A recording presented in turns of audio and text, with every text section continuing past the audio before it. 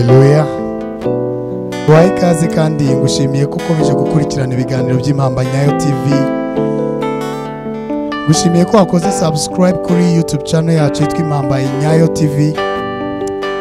Jewe nitwa Hozana the Sax, ku ruhande kuri piano hari Elize, kuri guitar hari Pasi.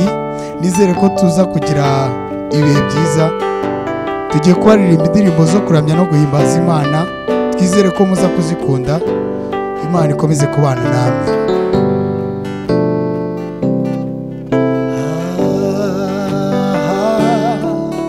Yesu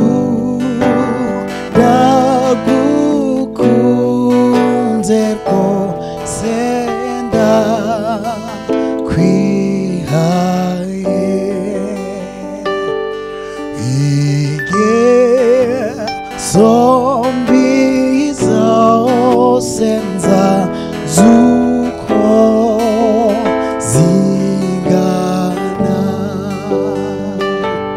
ni wowe mukiza wanjye mwiza nk'uyoboke, ntabwo nigeze kugukunda nk'ubu,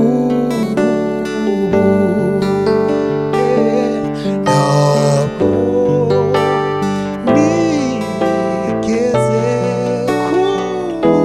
kugukunda nk'ubu.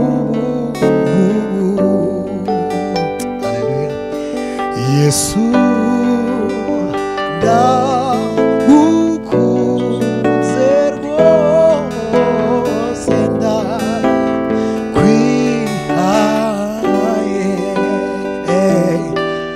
ingeso mbi zose nzanze kuko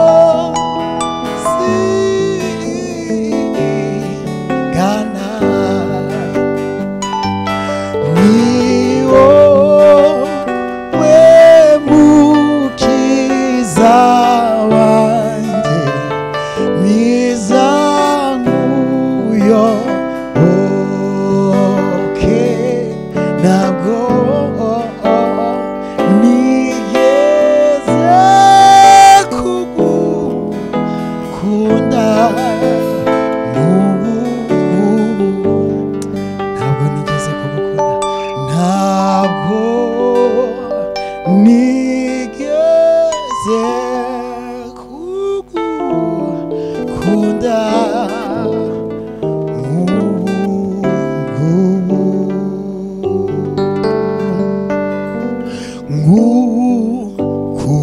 kugenderera ahandi, nanjye ntusige,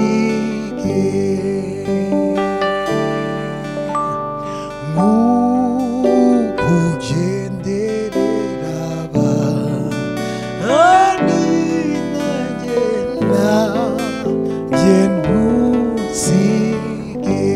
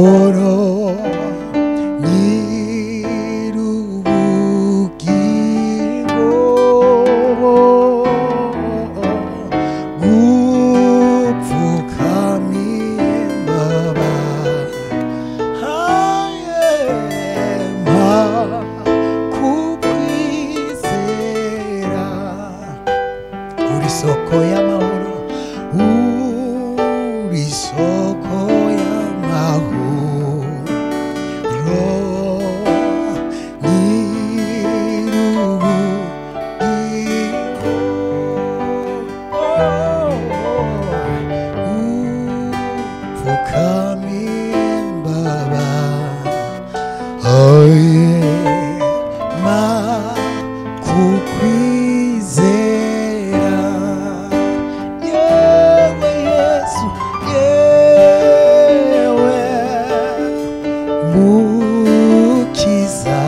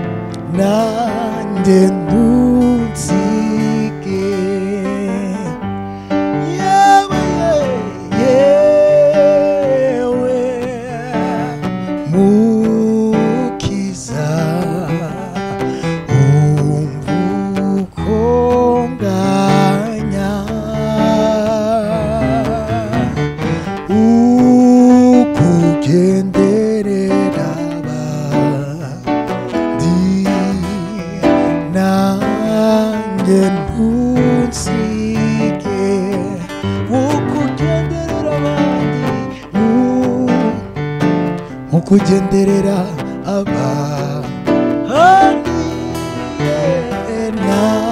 nanjye ntusige ukugenderera abandi ukugenderera abandi nanjye ntusige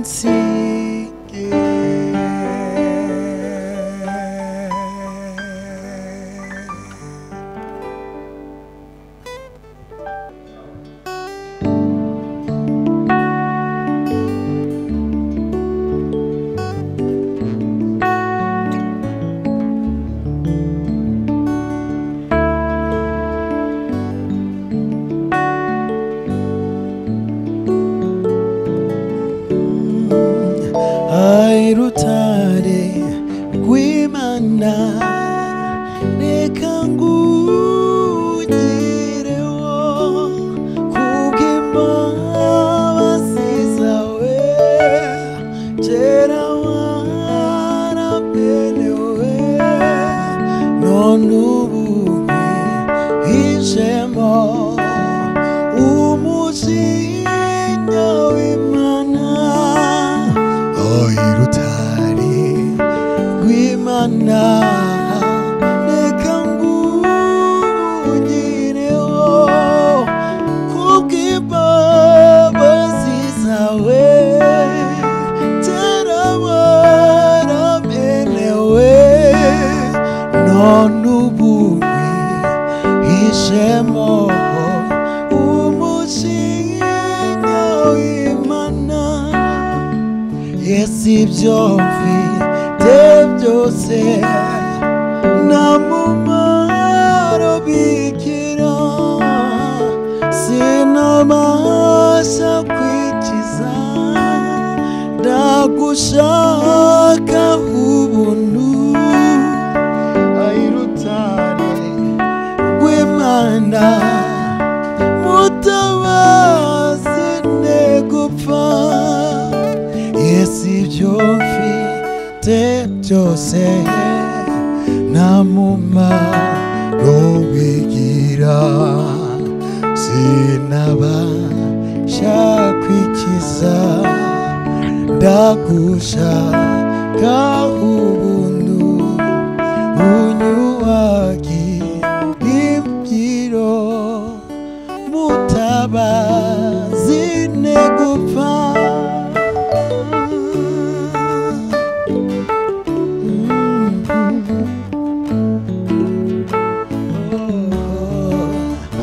uko nkiri muzima mwami ngugireho no ku munsi w'imanza ningeri imbere yawe ay rutare rw'Imana uzandeke nk'isuge ay rutare rw'Imana uzandeke nk'isuge ay rutare rw'Imana uzandeke nk'isuge ay rutare rw'Imana uzandeke nk'isuge ay rutare